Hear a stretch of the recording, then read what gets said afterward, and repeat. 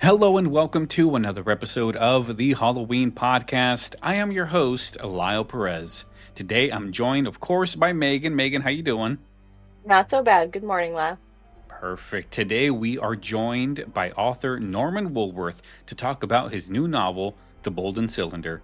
This gripping mystery takes us into the heart of New Orleans, where a long-lost jazz recording tied to the legendary Buddy Bolden resurfaces, unraveling decades of secrets buried beneath the city's vibrant streets, blending real history, music, and suspense. It's a story about legacy, hidden truths, and the power of a single note to echo through time. Norman, welcome to the show. Thank you, Lyle and Megan. Thanks for having me. This is a pleasure. Yes, of course. So tell us a little bit about what the Bolden the Bolden Cylinder is about. Sure. So for those listeners who don't know, Buddy Bolden is sometimes called the first jazz musician. He rose to prominence around the turn of the 20th century in New Orleans, playing the cornet. And he was not a schooled musician like most of the musicians of the day were reading musicians. He came up on the streets, basically, and started playing in a way that was different from everybody else. It was louder. This is all anecdotal from his contemporaries. It married the blues and ragtime in a way that they really hadn't come together before to form sort of the rudiments of what became jazz music. And he was hugely popular. He was known as King Bolden.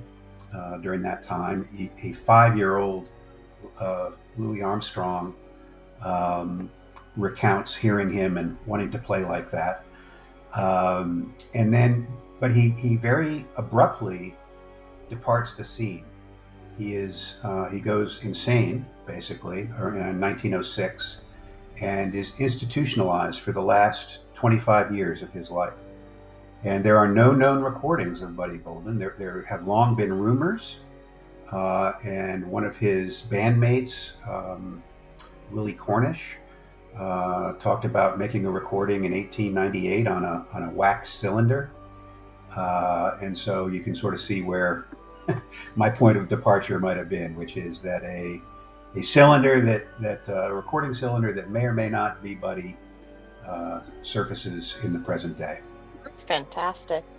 It just fits in so well, too, with that tradition of musicians who are sort of extra creative in their field and sort of pioneering in their field, having a slightly spooky element to their story. So in the case of Buddy, he goes insane.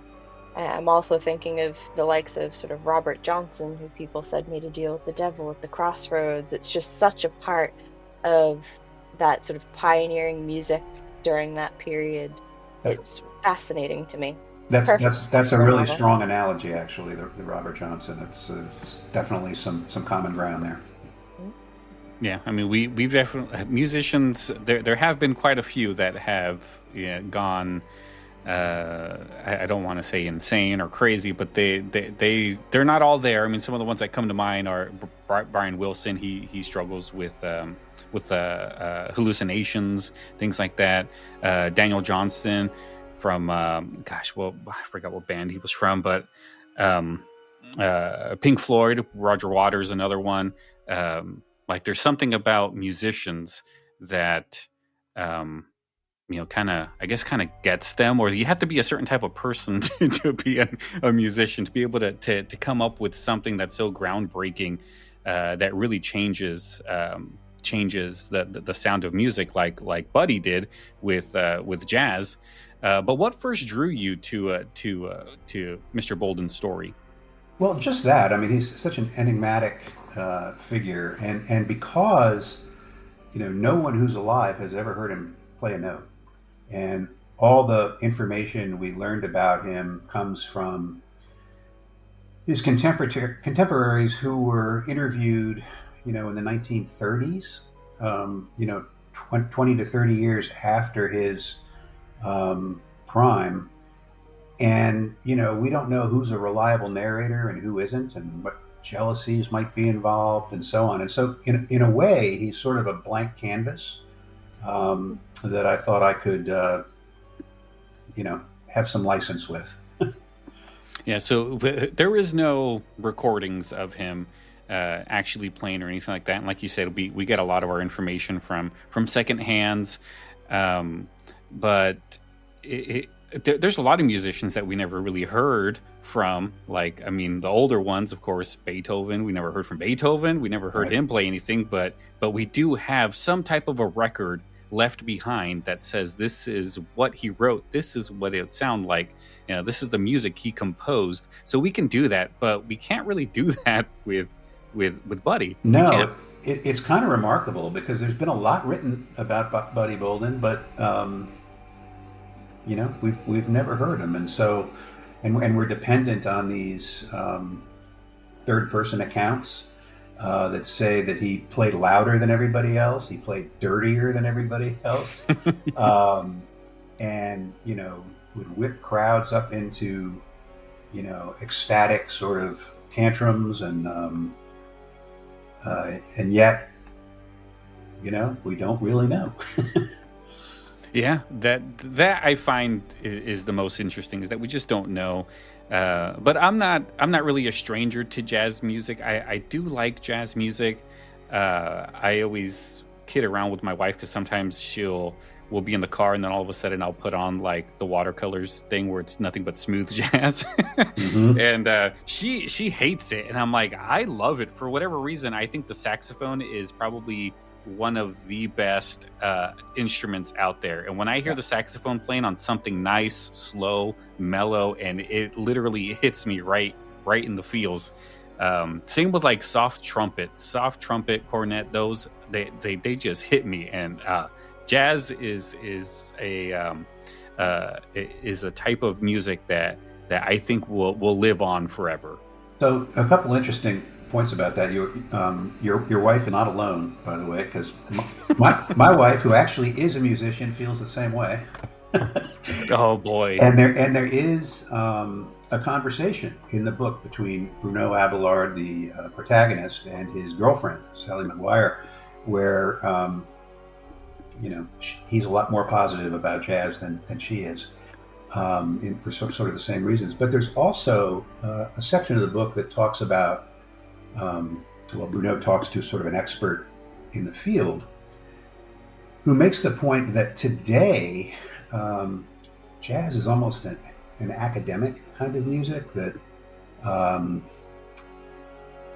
it's more appreciated in Europe really than it is in the States, and the avant-garde and free jazz and all that kind of stuff is sort of an intellectual type music. But in the early days, it was really a music that was all about release, ecstatic release, and the early audiences were overwhelmingly black, overwhelmingly poor, and hardworking, and this was sort of their release at the end of the day. And as jazz evolved, of course, and white musicians came into the conversation, and we could talk forever about that, but what Buddy Bolden was purported to have done was really tap into that sense of ecstatic release. Oh, it's true when you think about it. Like at the time, it was viewed as sort of wild and untamed, and most definitely taboo. Especially as you're saying, when white musicians took it on, it was scandalous. Yeah. And we sort of have lost all that. As you said, it's become very academic and very kind of tame, and something that people who see themselves as sort of aficionados listen to, and it's lost some of that raw feeling that it once had. And for me, like, that's what I love when I listen to old recordings of jazz and blues and things from the period that you're writing about, is you do get that grittiness in it that just doesn't seem to exist anymore. And yeah, it's just brilliant. Absolutely brilliant. Yeah, it is one of those things where it doesn't feel like I've listened to like Duke Ellington and things like that, Charlie Parker, and some of the stuff that I listen to, I like. I'm a musician too. I play guitar. You can see the guitar over there. But like my stuff, I play the way I know how to play.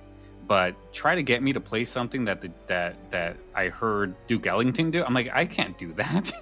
It doesn't feel like there's any structure to it. It just feels like they're throwing a bunch of stuff, but yet when you dissect it, like they're fully staying in their keys and their scales, but they're kind of adding like these weird elements to it where it kind of changes its shift, and then they do something dramatically different. And I'm like, okay, yeah, there's no way I'm going to be able to do that.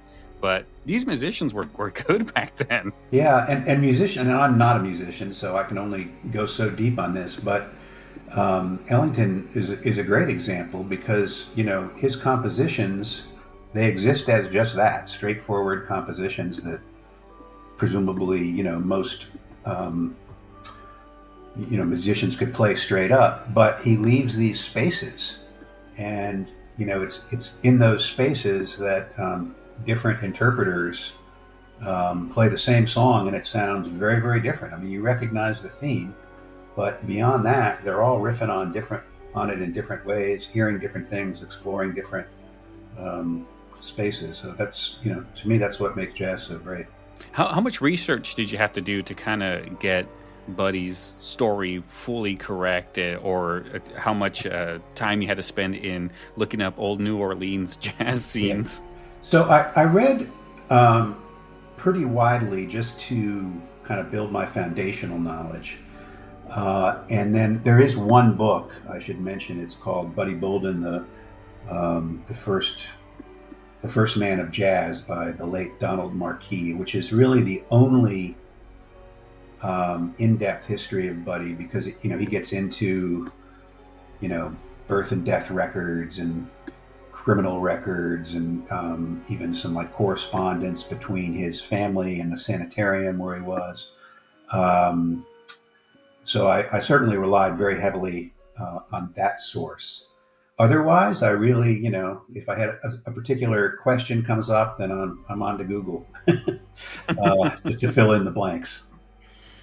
Yeah. Was there any like historical detail that you discovered that you just found fascinating or surprising? Yeah, the one that I really was quite fascinated by was, when Buddy went nuts, and I mean he went really nuts. This wasn't just manic depression or something. He got very violent with people close to him. He really didn't recognize people after a while, and the accounts from the sanitarium are such that he really didn't talk. He would just wander around.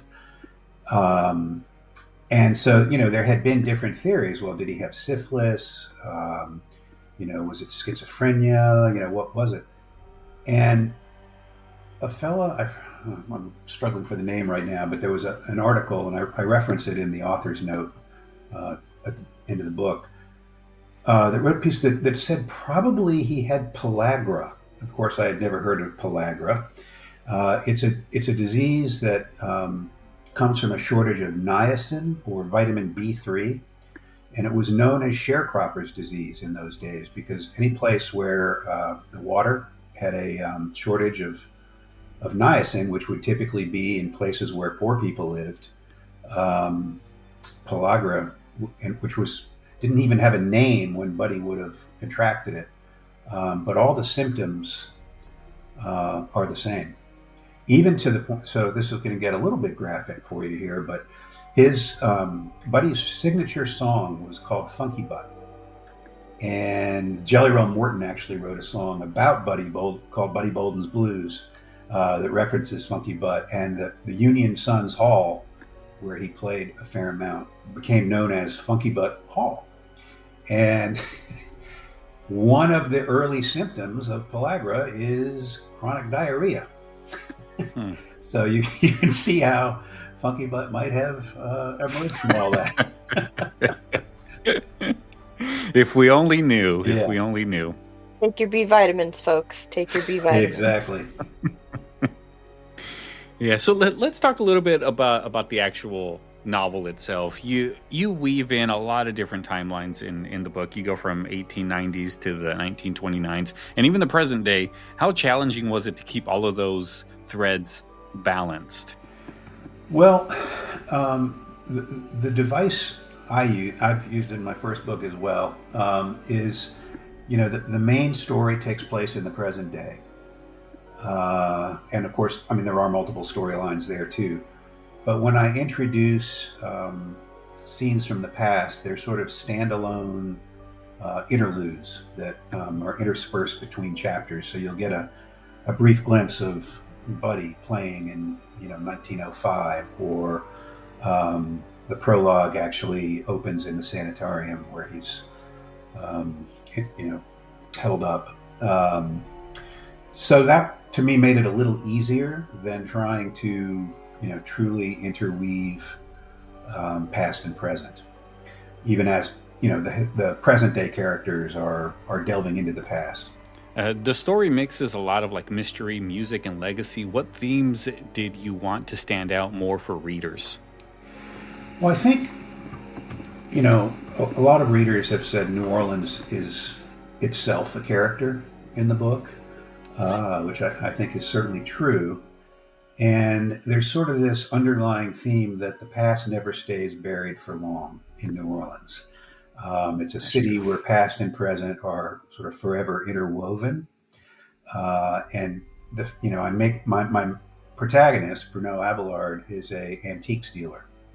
So his avocation is such that it takes him into the past. He's, has a certain knowledge base, and he's, very interested in historical matters. So it's just sort of you know, mining those veins, I guess you could say. Yeah, New Orleans as a character is something that is it has a very distinct atmosphere. How important was it to get the feel right of the city in the pages? Did you visit the city, or you? Well, I used to live Uh, there, so okay. I went to school in New Orleans. I lived there for 5 years. My daughter, I get back. My daughter also went to school there. I like to get back whenever I can, and sort of keep up on things. So the city is pretty well imprinted in my head, if you will. I did not. I was not so bold as to attempt to capture dialect. That would have been an unmitigated disaster. But I do feel like I know the city pretty darn well, and it was actually very important to me. 'Cause it's long been a pet peeve, is that when tourists visit, whether they're there for a convention or Mardi Gras or whatever, they rarely get much beyond the French Quarter, maybe the warehouse district, maybe they take a tour of the Garden District. But like all great cities, New Orleans is a city of neighborhoods, and so I try to set scenes in places that the casual visitor might not be familiar with, but people who live or have lived in New Orleans, certainly do know well. Quickly, before we move beyond that, what would be your top two recommendations for places that people should be visiting that perhaps they're not when they go to New Orleans? What do you feel best gives someone the flavor of New Orleans that they're missing? I think the best thing you can do, there are various restaurants and watering holes that have been around for 50, 60 years, that are plopped down in the middle of residential neighborhoods that you would never imagine this place could be here. So a place such as Domelice's, for example, which is a po' boy shop, Parasols, which is an Irish bar in the Irish Channel, which is a great neighborhood to visit, by the way. Katie's Midtown Kitchen, so there's on the border of Treme. I mean, there's so many places like that your guidebook isn't going to probably point you toward. But if you go to visit those places, you will take in the surrounding neighborhood, as you do, and it's it's just a very charming, and I can't really think of other American cities. Well, I guess maybe San Francisco a little bit, Boston a little bit, but not to the same degree where you're walking around, on streets with very bad sidewalks and potholes all over the place, but homes of various different socioeconomic strata, and then boom, here's your neighborhood restaurant surrounded by a house on each side, or more typically on a corner, actually. And I love that you've highlighted the importance too of local cuisine and food and things like that in terms of place. I think it's something that people don't often sort of think about enough. They want to see the sights and they tick off particular items, Yes. but they miss the fact that home is food. And if you want to understand the local flavor, you gotta eat the food. And Bruneau is quite the gourmand, actually, for that very reason. And to your point, I think another thing I'm not sure very many people fully understand is how New Orleans is rivaled really only by New York as a melting pot, especially when you go back to the 19th century. So you had obviously the French and the Spanish and your indigenous peoples, but then you had and then of course your West Africans, many but not all of whom, and I'll get to that in a second, were enslaved. You had people from the islands, Haiti in particular, because when the slave rebellion of whatever year that was, 1790 something, there was lots of refugees came to New Orleans from Haiti. And then in the 19th century, you have the Germans and the Irish showing up. And then you have the Italians, in particular the Sicilians, showing up. You have a large Eastern European Jewish population arriving. And then as recently as the 1970s and 80s, you have a very large Vietnamese population showing in, because if you think about the wetlands of the Delta, very similar to the shrimping country from Southeast Asia. And I made that brief note about the black population because even as New Orleans was I believe the largest slave market in the colonies, and remained that way, almost right up to the Civil War, the city itself featured a very large and very prosperous free black population. And many of those free blacks themselves owned slaves. So there's a really interesting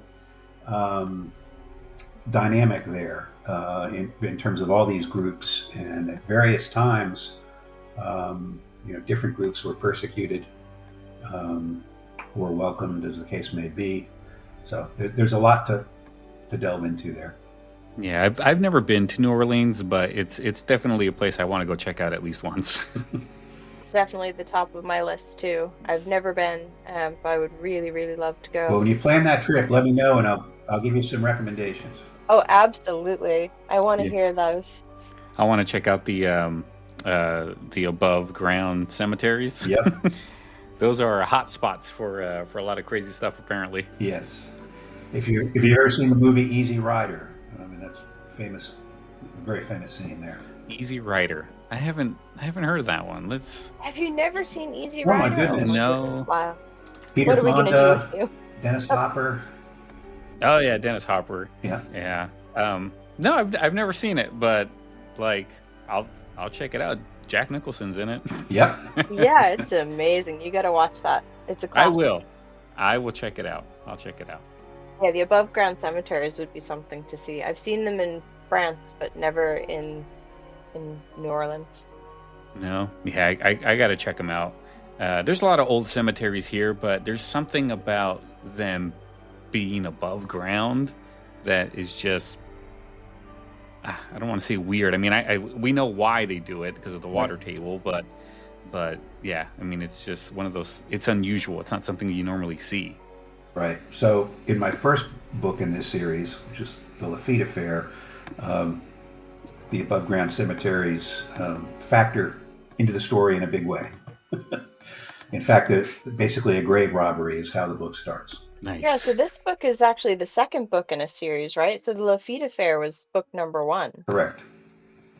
So explain to me, how do the characters sort of evolve from book one to now the Bolden Cylinder? Yeah, so that was What? really the most interesting thing for me. I'm a refugee from corporate America. This is my retirement, hobby. And having never written fiction before, I didn't really know what to expect. And I have, in talking to other authors, I've come to understand that there are two types of authors. There are plotters and there are pantsers, as in seed of. And I'm definitely in that latter category. I really, I am incapable of sitting down and outlining a plot, it seems, which causes all sorts of issues for me, but I won't get into that so much. But what has surprised me is how really, you create a couple characters, other characters come in at various points in time, and you put those characters in situations, and it's like the characters kind of lead you through the plot. It's a very strange thing. I mean, it's the kind of thing that if I hadn't experienced it and I heard an author talking about it or writing about it, I would say, yeah, right. But that's really the way it has worked for me. And so The Bruneau, characters come yeah, first. Bruneau, when the first book opens, he's a lifelong bachelor. He's a sort of overweight, curmudgeonly kind of guy.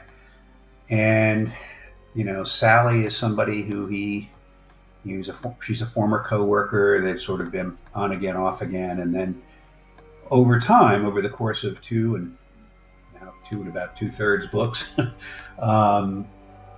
their relationship evolves and he grows in a way. He's a little less self-involved. He's a little more flexible about um, letting someone else's will take precedent in certain situations, kind of becoming a little less controlling, those sorts of things. So, it's subtle, but I do think there is character development with a few of the characters.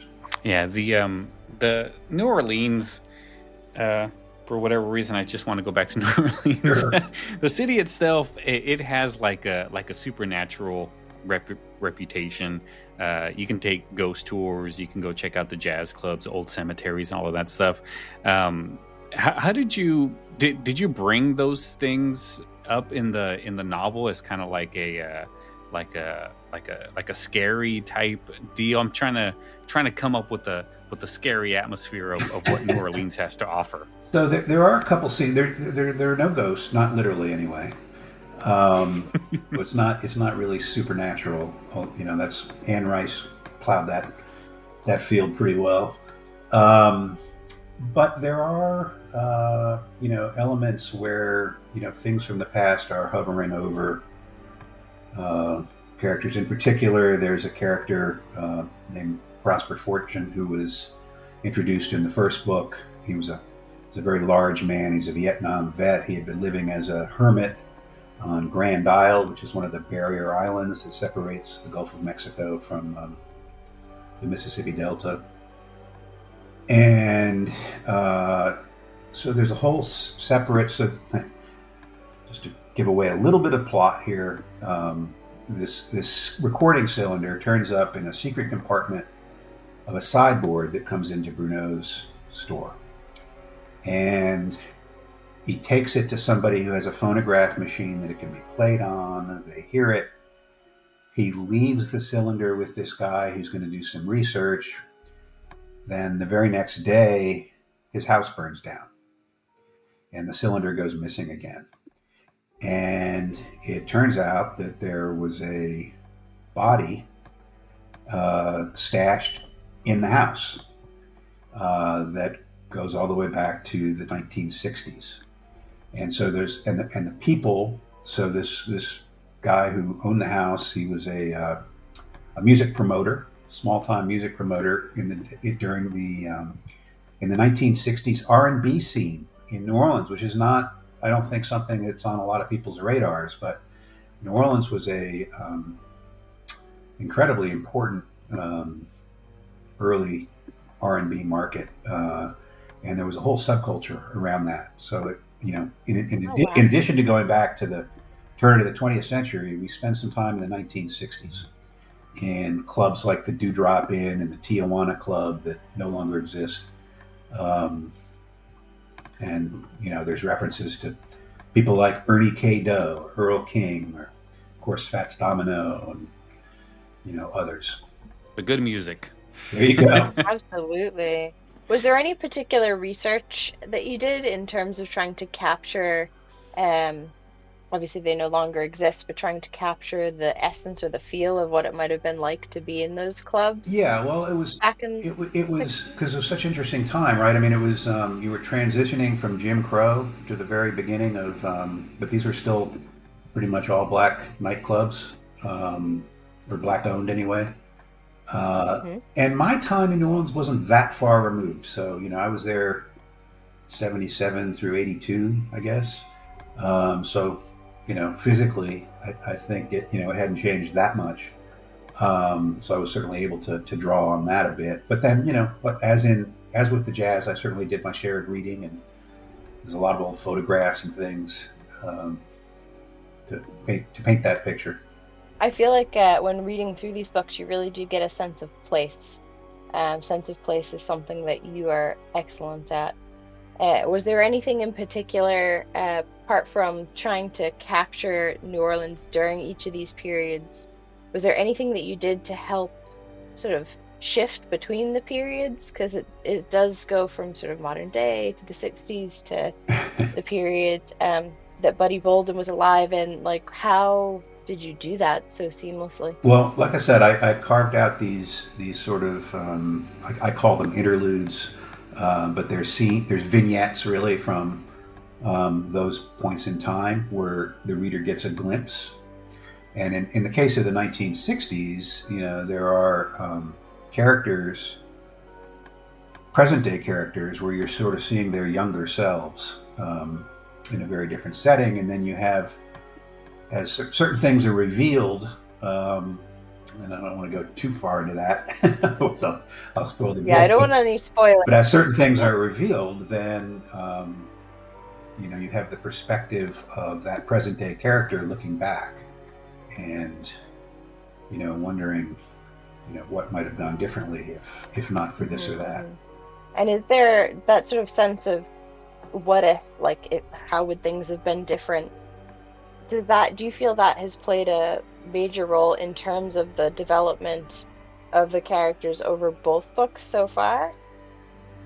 I do. Yeah, there are very much, sort of inflection points, uh, where characters made, um, choices that were, determinative in one way or another for them, and from which they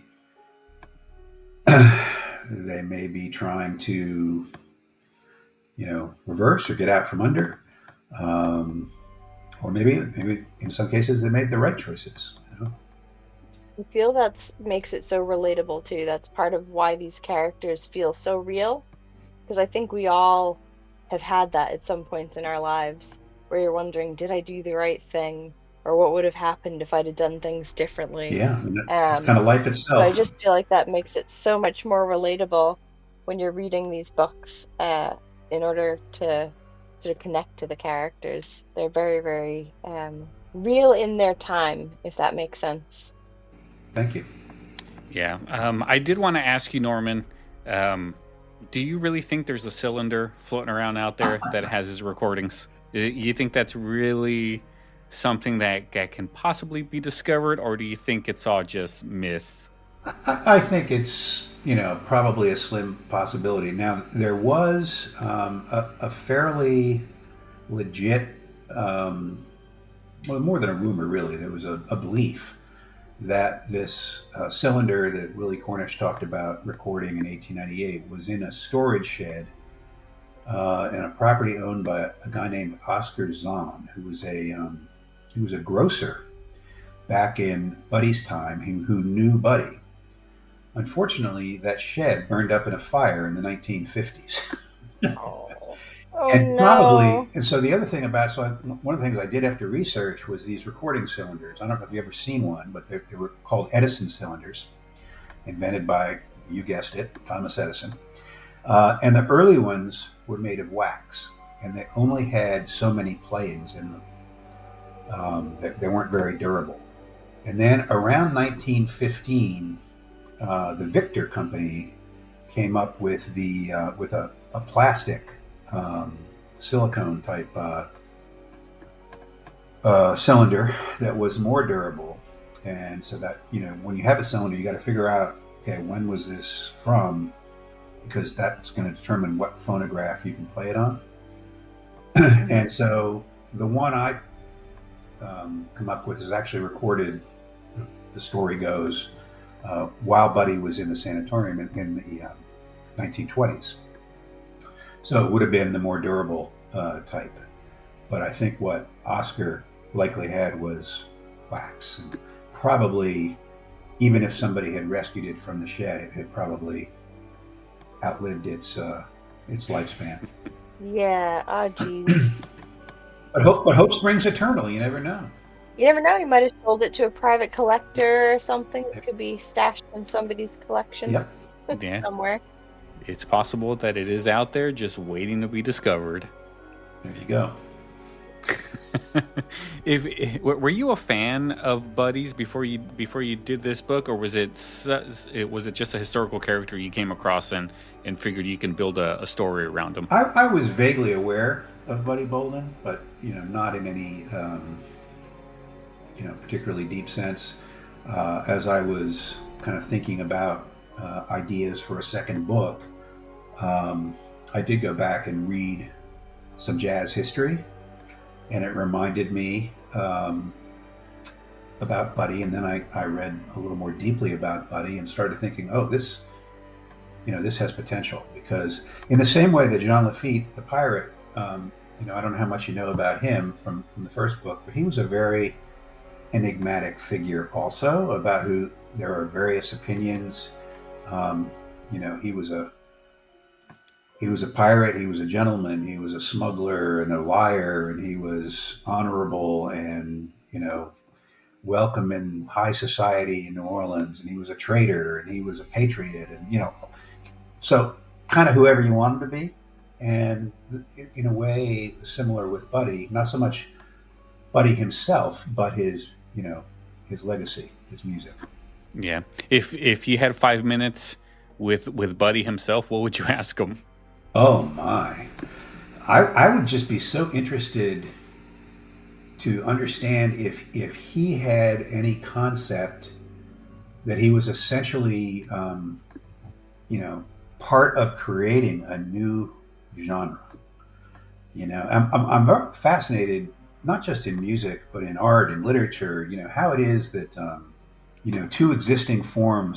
two or more existing forms can come together, and through this strange alchemy, an entirely new genre emerges. That's just a fascinating topic, I think. And he would have been, right at the vanguard of that intersection. And I even think, it's probably an oversimplification to say that, oh, he took ragtime and he took the blues and he put them together, and out of that came jazz. I mean, I think, he would have been, think about all the things he would have heard growing up in New Orleans, on the streets, the church choirs, the military bands that would come through on wagons, the orchestras that would likewise, come through the neighborhoods or play in the parks. The sound of a train whistle or a steamboat, the clip clop of, horses' hooves, or the creakings of the wagon wheel. You just wonder, did he kind of just play what he heard, because he hadn't really been taught in the way that a reading musician would have been. And so, I would just love to know what was it that you thought you were playing? How did these ideas come to you?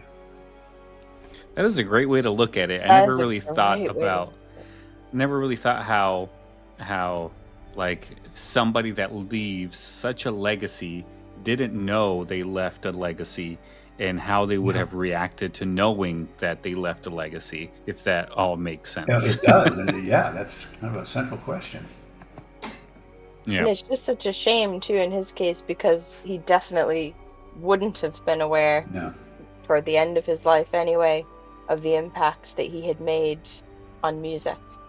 And not that I'm attributing his brilliance to his illness, but you do have to wonder, they were sort of saying he played faster and grittier and all those things than other people. Was that somehow his music being touched by what was to come? Or was that just pure creativity and he had a sort of, he preferred it that way? That's just how he liked the sound. But yeah, does he have any family or anything that he left behind that carried on his legacy, or did it just end with him? Yes, he had a and sister. The people he inspired, obviously. He had a sister and of course a mother, who, part of the reason he was locked up was because he actually hit his mother over the head with a water pitcher. And he I believe there were 2 or 3 nieces, and he had gone largely unrecognized until I believe the 1990s, when the city, because he's buried in theory somewhere in St. John's, or interred, I should say, in St. John's Cemetery, in an unmarked tomb. So the city erected a plaque finally, and the family, his ancestors, were involved in that. That's fantastic. Do you know if any of them took up music, or? Not to my knowledge. No. Yeah, imagine having that jazz in your blood and not realizing it or not using it. Do you? Has writing this book changed your outlook on New Orleans or its history? It has only made me more aware of how rich and multifaceted that history is.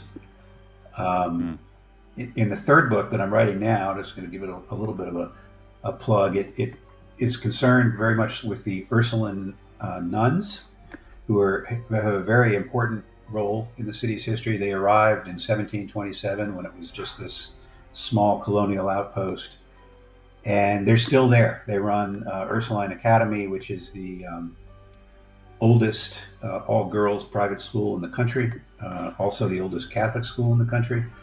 And they were there through all of it, French control, Spanish control, the Battle of New Orleans, Civil War, Reconstruction, Jim Crow, the whole ball of wax. And in each of those eras, there are so many episodes and people who, are worthy of books unto themselves. Yeah. And a lot of which I really didn't. If I knew about, I only knew about, vaguely. It's wonderful how you capture the city from so many different facets. And I think most of us, when we think of New Orleans, you think of either the spooky factor, because that's what you're interested in, or you think of the music factor. But you have a really great way, same with the characters, you have a great way of expressing the multi-layers of the city so that you come out with a real view of it. Yeah. And just touching on all those different facets of it and its history. I just think it's fantastic. Yeah. Well, I know you have a Halloween theme, and I haven't put enough spookiness into this. But I can tell you, as somebody who's lived through a few of them, Mardi Gras can be pretty spooky, depending on your perspective. Right. And certainly the cemeteries and the mausoleums, and at night. And I do try to capture this, setting some scenes. At night, when you're walking down an empty street and the live oaks are the branches are stretched out over the streets, and the Spanish moss is hanging down, and the way light captures things, when you see things or you imagine you see things all the time. It can be very eerie. Have you ever had a ghostly encounter? I can't say that I have, but I'm open to the possibility. Yeah, well, I never really have either, but I mean, it's if I did, I wouldn't know it. Is basically how it would happen. Do just a few more questions there, Norman. Sure. If trying to find where it went. You brought Bolden's story back to life through fiction. So, like, what do you want readers to take from the Bolden Cylinder? That's a great question. I think there. Well, first of all, enjoyment, entertainment. I hope you get to know the characters and want to meet them again. But beyond all that, I do think there's kind of a through line from Buddy to a Louis Armstrong or a Miles Davis or whomever that is interesting to contemplate. Like, how do we get from there to here, sort of thing, and how as different as those sounds may be, those people may be, to think about the commonalities of how they come to the music, how they express themselves as artists, the struggles that they encounter. I mean, all those things I think are kind of constant, regardless of your era or your circumstance. So I guess final question would be, what does telling a story like this, blending history, myth, a little bit of mystery, what does that mean to you as a writer? Well, it's important to me. I mean, obviously there are aspects of the book that are complete fiction, right?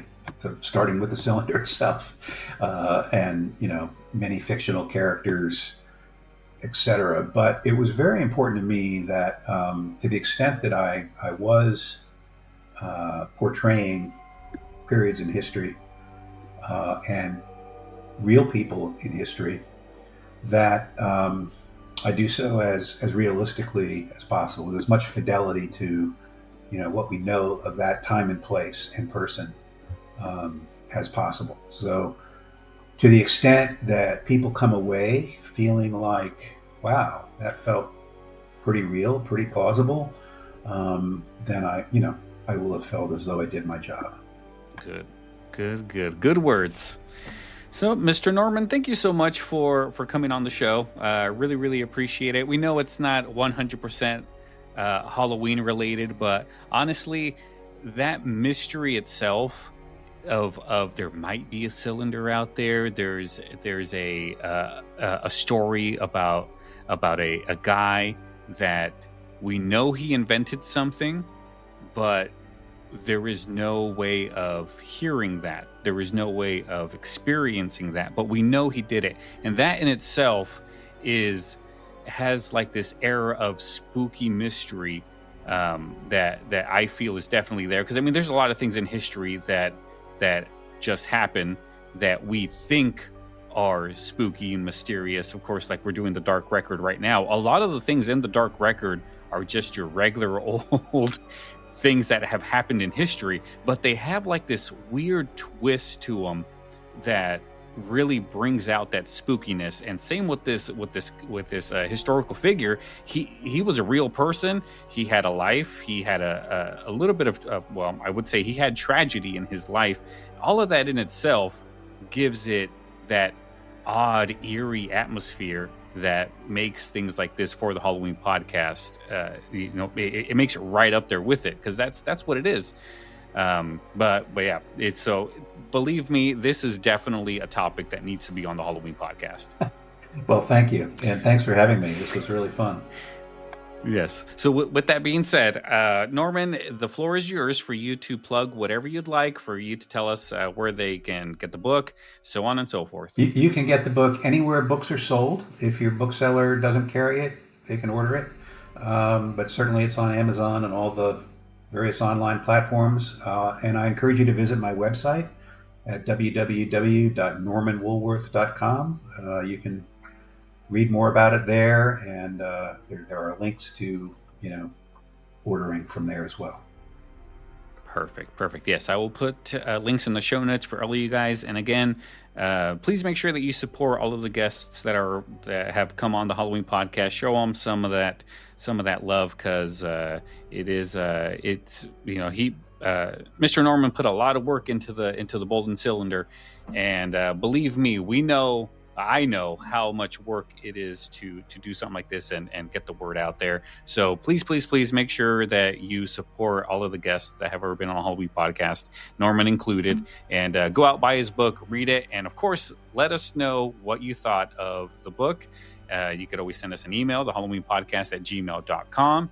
And also let Mr. Norman know what you thought, because he would definitely appreciate it. Absolutely. My email is on the website, so I'd love to hear from you. Yes, please do.